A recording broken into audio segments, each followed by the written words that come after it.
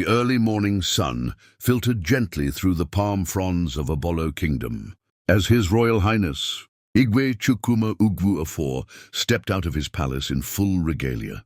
Beads shimmered on his neck, his red cap sat firmly atop his greyed head, and his walking stick tapped rhythmically as he approached the waiting SUV.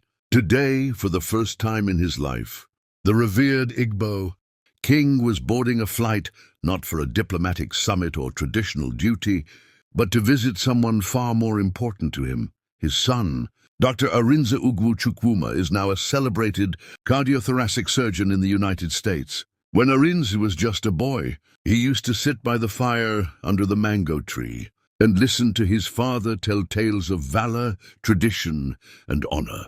But Arinze's dreams stretched far beyond the boundaries of their village. He had always said, "Papa, one day I will fix hearts, not just broken ones, but hearts that stop beating." The king had laughed at first.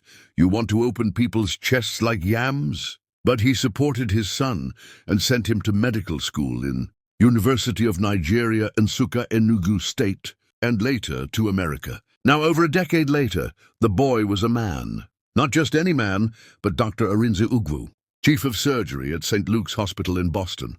When the king arrived in the United States, Arinze met him at the airport. The Igwe arrived in a simple red royal outfit with some royal beads around his neck. He looked around with wide eyes, marveling at the airport's moving walkways and towering buildings.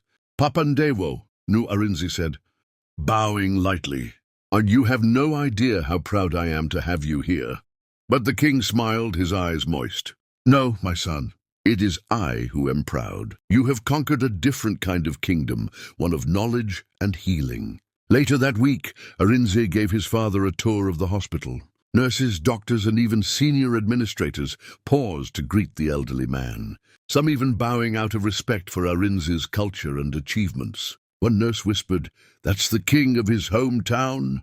Another replied, "Yes, and the father of the best heart surgeon we've ever had." As the king stood watching his son scrub in for surgery, he whispered a prayer in Igbo under his breath. "Abba Shineke, I thank you. I wore the crown of tradition, but today I see my son wear the crown of greatness."